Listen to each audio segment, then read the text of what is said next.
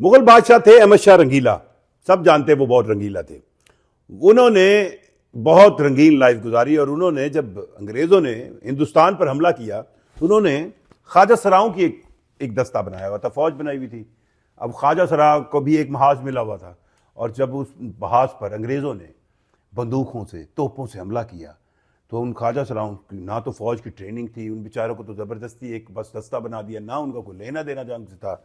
उन ख्वाजा सराओं बेचारों ने क्या करना था, उन्होंने फिर एक ही काम किया।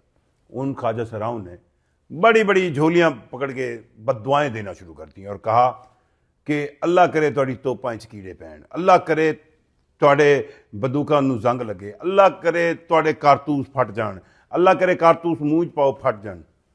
अब जो उन्होंने दवाएं की, उन दुआएं और बददुआओं के अलावा उन्हें आता कुछ नहीं था। हुआ कुछ नहीं ऐसा। अंग्रेज़ पूरा इंडिया ले गए, अहमद शाह रंगीला भी ले गए और फिर अंग्रेज़ों ने इंडिया पर हुक्मरानी की। ये तो है वो कहानी जो आप में से कई लोगों ने सुनी होगी, लेकिन इस कहानी का पार्ट 2 आपको इंडिया से मिलेगा। जी हाँ, आपको ऐसी ऐसी बातें मिलेंगी जिससे आपको हंसना मना है, बिल्कुल मना हो जाएगा। वजह सेम उसी अंदाज में, अल्लाह करे तोड़ी तो पंच कीड़े पैण। कैसे कैसे हैंडलर हैं, फिर रिटायर्ड कर्नल हैं, उनके मैं कर्नल रिटायर्ड संदीप धवन, क्या J-35 7 मिनट नहीं 3 मिनट का उसका फ्लाइंग टाइम था। ठीक है, WS-21 इंजन फेल हो गया, फुस हो गया, सारी शुरलियां निकली हैं। ऐसे ऐसे कमेंट दिए जा रहे हैं। ये सेम उसी अंदाज में है कि आप दिल के अंदर बददुआएं बना के दुश्मन को मारना चाहें। चीन का मुकाबला करना तो बहुत दूर की बात, इंडिया उसके अशर अशीर में भी नहीं है, किसी तरह भी नहीं है। चीन का मुकाबला करना इस वक्त अमेरिका को कितना मुश्किल लग रहा है, आप देख रहे हैं कि उन्होंने गेम के सारे रूल्स ही चेंज कर लिए। जहां जहां पर वो हम बच्चे होते थे ना, लूडो खेलते थे, तो जो हारने लगता था ना और अगर उसको समझ आ जाती थी मैं अब नहीं बच सकता, तो वो क्या करता था, वो गेम के रूल नहीं, मैं ये जो है जब हम एक गोटी मारेंगे तो आपको 2 दफा छक्का मिलना चाहिए, मुझे 1 दफा मिला, ये होना चाहिए। और जब कुछ नहीं होता था तो वो फिर क्या करता था, हाथ मार के पूरी गेम ही खत्म कर देता था। सेम वही तरीका अमेरिका को करना पड़ रहा है, क्योंकि गेम के रूल्स के मुताबिक, दुनिया के रूल्स के मुताबिक, कवानीन के मुताबिक तो वो चीन को कहीं पे भी काउंटर नहीं कर पा रहा और अब उसको यही करना पड़ रहा है। आप वेनेजुएला की कहानी लें, आप कोई भी लें, अब इंडिया को भी ये समझ आ गया कि वो चीन को किसी तरह काउंटर नहीं कर सकता। तो अब चीन के इक्विपमेंट में ऐसे ऐसे वहां पर डिजिटल मीडिया के ऊपर मौजूद ऐसे ऐसे लोग जिनका बैकग्राउंड पूरा मिलिट्री का, मतलब अगर कोई शख्स कर्नल है रिटायर्ड, या अगर कोई शख्स कोई फाइटिंग पायलट है, कोई कि मतलब मेरे खाते में तो इंडियन एयरफोर्स हो, इंडियन नेवी हो, इंडियन आर्मी हो, एक प्रोफेशनल फौज है, इसमें कोई दूसरी राय नहीं है। फौज है, उसके अंदर एक सीनियर कमीशनड ऑफिसर हो जिसने जिंदगी गुजारी हो और वो ऐसी बातें करे ना, फिर हजम नहीं होती। कोई मेरे जैसा अनपढ़ सा बंदा ठूठ हपा करके निकल जाए तो वो एक और बात होती है।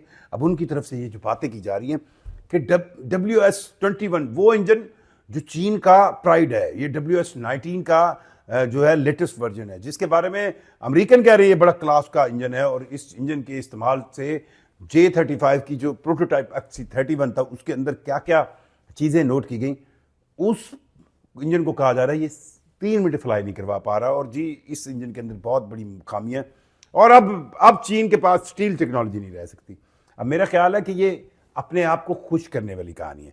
फिर ये कहा जा रहा है कि अब अच्छा, एक साइड पे ये कहा जा रहा है, दूसरी साइड पे ये कहा जा रहा है कि जो मई के स्टैंड ऑफ के अंदर 8 जहाज गिरे थे, उस 8 जहाजों के गिरने की वजह जो है वो पाकिस्तान एयरफोर्स नहीं थी, J-10C था और उसको मिलने वाली लाइव टाइम सैटेलाइट की जो आपका इंटेलिजेंस है वो मिल रही थी। वो ये भूल गए कि जो किल चेन थी, वो किल चेन क्या थी, वो किल चेन यही थी ना ABC वाली, कि A एयरक्राफ्ट लॉक करेगा, B फायर करेगा, C उसको गाइडेंस देगा। और पता आपको लग रहा जब वो आप किसको गॉडजिला 3 और गॉडजिला 4 ढूंढ रहे थे, Godzilla 3 where are you, Godzilla 4 where are you. So आपको इस चीज का तो पहले ही अंदाजा था कि ये क्या है।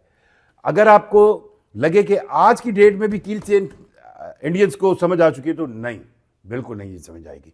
अब सिर्फ इंडिया की तरफ से, अच्छा वो कहते हैं ना जाहिल होना गुनाह नहीं है, जाहिलियत को बरकरार रखना गुनाह है। आप अगर पीछे रह गए टेक्नोलॉजी में तो आपको चुप करके 120 की स्पीड पे अपने आप को वो जो गैप है उसको खत्म करना चाहिए। गैप खत्म करने पे कोई कहानी नहीं हो रही। अच्छा मैं हाँ एक और चीज मैं भूल जाता हूँ, मैं उम्र के इस हिस्से में हूँ कि चीजें मुझे भूलना शुरू हो गई हैं। वो ये भी कह रहे थे कल साहब कि जो है J-35 उसकी कोई लीकेज हुई है, ये वो पता नहीं उनको कौन सी तेजस वाली लीकेज याद आ गई, कौन सी तेजस वाली सेंस याद आ गई, और अपनी इन तमाम बातों को प्रूव करने के लिए उनके पास कोई एविडेंस नहीं था, कोई प्रूफ नहीं था। So coming back to the point कि ऐसी ऐसी इंडिया के अंदर मौजूद माइंडसेट को खुश करने के लिए, उनकी नई नस्ल को खुश करने के लिए अब बददुआओं पे आ गए। आप उनके हैंडलर और कुछ साबित नहीं कर सकते, तो सिर्फ इस बददुआओं पे आ गए कि जी J-35 fifth generation steel technology का जहाज जो है वो 3 मिनट उठ सका। आप तसव्वुर करें किस किस तरह के मज़ाइके ये सामने आ रहे हैं। और ये भी कहा जा रहा है कि अब जो है चाइना के पास कोई ज़्यादा टेक्नोलॉजिकल एडवांटेज नहीं रहा। आप सोच सकते हैं ऐसा हो, चीन में हर गुजरते हुए वक्त के साथ टेक्नोलॉजी जो है वो आप रोक नहीं सकते चीन को। चीन ने जिस तरह दिफाई मैदान समेत तिजारती और रोज़मर्रा की ज़िंदगी में आप उनकी जो कहें ना उनकी जो अप्रोच है वो कोई नहीं पकड़ सकता। अब पाकिस्तान के बारे में हाँ आपको एज हुआ था जब आपने राफेल लिए थे, उस वक्त जब तक पाकिस्तान के पास J-10C नहीं आए थे राफेल का एडवांटेज आपको ज़रूर था। और उस एज को ख़त्म करने के लिए पाकिस्तान ने बहुत एमरजेंसी बेसिस पर J-10C लिए थे। और J-10C भी सिर्फ काफ़ी नहीं है राफेल के सामने। जब आप पेपर के ऊपर इक्वेशन देखते हैं तो आपको राफेल ज़्यादा तगड़ा लगता है J-10C से। पैसों में भी सिस्टम्स में भी राफेल एक ऐसा जहाज है जिसको आप वो कहते हैं ना, आप उसको ये नहीं कह सकते कि ये किसी तौर पे भी अंडर एस्टिमेट किया जा सकता है। जहाज राफेल फुली एक इंटीग्रेटेड सिस्टम रखने वाला मॉडर्न वो आपके उसके अंदर ऐसे ऐसे रडार सिस्टम है जो दुनिया के सबसे लेटेस्ट रडार सिस्टम है। उसका जो कहें ऑपरेशनल कॉम्बैट स्टाइल है वो दुनिया में किसी जहाज का नहीं। 4.5 जनरेशन का ये वो जहाज है जिसको दुनिया बेहतरीन मानती है। दुनिया कहती है इससे ज्यादा बेहतरीन जहाज कोई नहीं। पर इतनी आसानी से वो जहाज क्यों मारे गए? सिर्फ वजह आपको आपकी अप्रोच नहीं थी, आप सोच नहीं रहे थे कि इस वेपन को किस अंदाज में इस्तेमाल करना है। और आज भी आपकी अप्रोच सिर्फ इसी बात पे खड़ी है कि J-35 7 मिनट उड़ा है, 3 मिनट उड़ा है, अब तो ये उड़ नहीं सकेगा। आज भी आपको ये नहीं पता कि पाकिस्तान, मैं कुछ और भी इंटरव्यू सुन रहा था जिसमें ये हंसी उड़ाई जा रही थी कि पाकिस्तान जो है ओहो ये किस तरह 5th जनरेशन का जहाज बनाएंगे, ये PFX कैसे बनाएंगे, ये तो बड़ी। अबे भाई दुनिया देख रही है ना कि उसी किल चेन के जरिए JF-17 ब्लॉक 3 के जरिए S-400 की चिप्स को उड़ाया, उसी किल चेन के जरिए JF-17 ब्लॉक 3 के जरिए आपका कहें जो दुनिया का सबसे तगड़ा दिफाई फिजाई निज़ाम है उसको मारा, और उसी किल चेन के जरिए J-10C JF-17 के जरिए आपके राफेल मारे गए। सो वो जहाज भी तो पाकिस्तान बना रहा है जिसको खरीदने के लिए अब दुनिया लाइन में खड़ी है। स्काई स्ट्रिंग ले लें, कुछ भी ले लें, पर माइंडसेट तब्दील करें, बददुआओं से कुछ नहीं होगा। कमेंट जरूर कीजिएगा, मुझे जरूर कमेंट से कोई इजाजत दीजिए। अल्लाह हाफिज।